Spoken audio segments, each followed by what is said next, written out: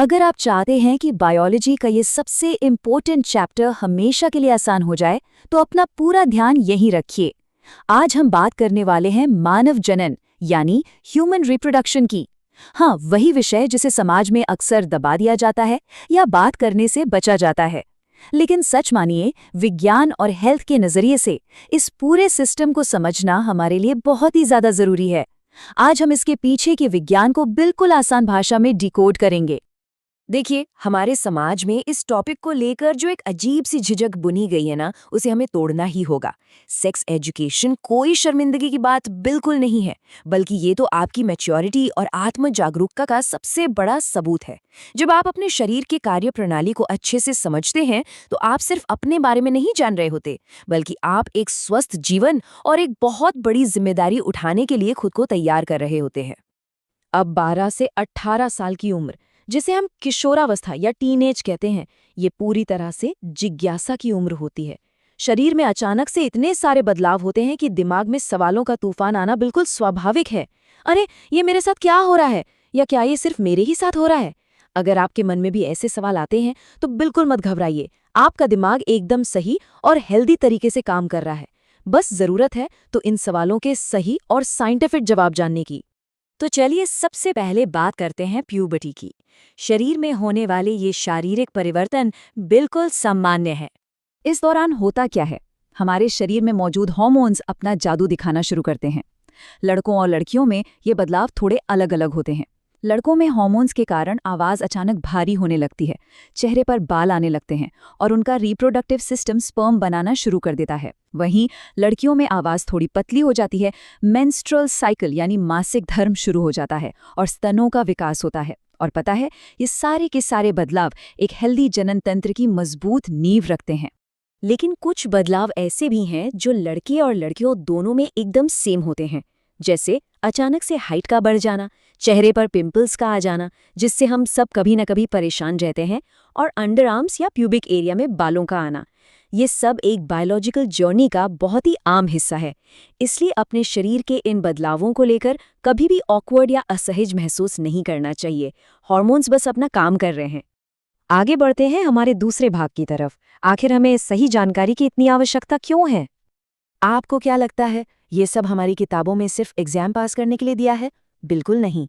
Mail और female reproductive system को समझना, तेजी से बढ़ती हुई जनसंख्या को कैसे कंट्रोल करना है और शादी की सही बायोलॉजिकल उम्र क्या होनी चाहिए, ये सब ऐसे बड़े राष्ट्रीय मुद्दे हैं जो हमारी रियल लाइफ से सीधे जुड़े हैं।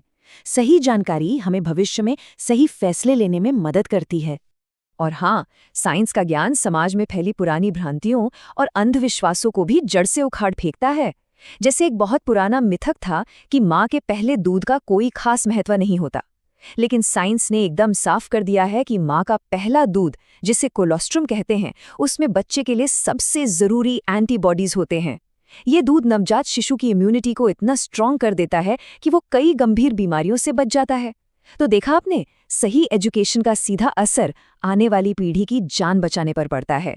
अब आते हैं तीसरे और सबसे क्रिटिकल पार्ट पर, एसटीडी और सुरक्षित प्रथाएं। किशोरावस्था में अपनी हाइजीन और जिम्मेदारियों को समझना बेहद जरूरी है।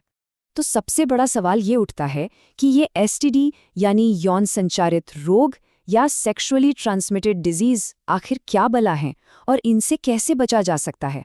ये वो बीमारियां हैं जो असुरक्षित संपर्कों के माध्यम से फैलती हैं, और सच कहूं तो सिर्फ जानकारी ना होने की वजह से हर साल बहुत से लोग अनजाने में इन खतरनाक बीमारियों का शिकार हो जाते हैं।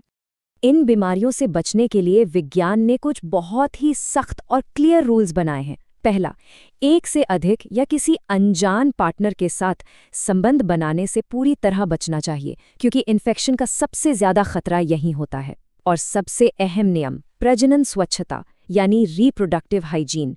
अपनी साफ सफाई का पूरा ध्यान रखना और इस उम्र में सही और जिम्मेदार फैसले लेना ही वो ढाल है जो आपको हमेशा सुरक्षित रखेगी। इसके अलावा ये एजुकेशन हमें एक नई जिंदगी की देखभाल करना भी सिखाती है। प्रेगनेंसी के दौरान माँ की सही देखभाल, सुरक्षित डिलीवरी के तरीके, जन्म के बाद न्यूबॉर्न बेबी का ध्यान रखना और समय पर उसका वैक्सीनेशन करवाना, ये सब एक स्वस्थ जीवन चक्र का अहम हिस्सा है। इतिहास गवाह है कि इसी साइंटिफिक नॉलेज की वजह से मातृ और शिशु मृत्यु दर में भारी कमी आई है। चलिए अब आते हैं हमारे चौथे भाग पर, भ्रांतियां बनाम सही मार्गदर्शन।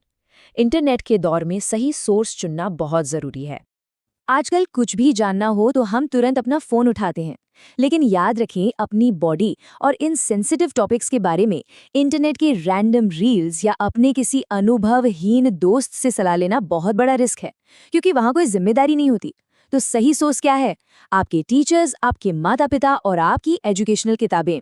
यही वो जगहें हैं जहां से आपको एकदम सही, सेफ और एक्सपीरियंस पर आधारित मार्गदर्शन मिलेगा। तो इस पूरे सेशन का सार क्या है? ये विषय सिर्फ समाज की किसी झिझक को तोड़ने के लिए नहीं है। ये जानकारी आपको अपने शरीर के प्रति आत्मसम्मान सिखाती है। ये आपको समझदार बनाती है ताकि आप सही फैसले ले सकें और किसी भी गलत जानकारी या अंधविश्वास के जाल में न फंसें। एक हेल्दी, सुरक्षित और अवेयर लाइफ जीने के लिए ये नॉलेज होना एकदम मस्ट है। तो चलिए आज की इस चर्चा को एक छोटे से टास्क के साथ खत्म करते हैं। जो कुछ भी हमने आज सीखा है, क्या बिना सही जानकारी और साफ सफाई की एक सुरक्षित भविष्य की कल्पना की जा सकती है? बिल्कुल नहीं। अब मैं आपसे एक सवाल पूछता हूँ, क्या आप मुझे कमेंट्स में किसी एक एसटीडी का नाम बता सकते हैं? सोचिए और कमेंट कीजिए। अगर आपको आज का ये विश्लेषण पसंद आया तो जुड़े रहिए हमारे साथ, क्योंकि यहाँ हम मुश्किल से मुश्किल कॉन्सेप्ट्स को आपके लिए बिल्कुल आसान बनाते रहेंगे। सुरक्षित रहें, हाइजीन मेंटेन रखें और सीखते रहें।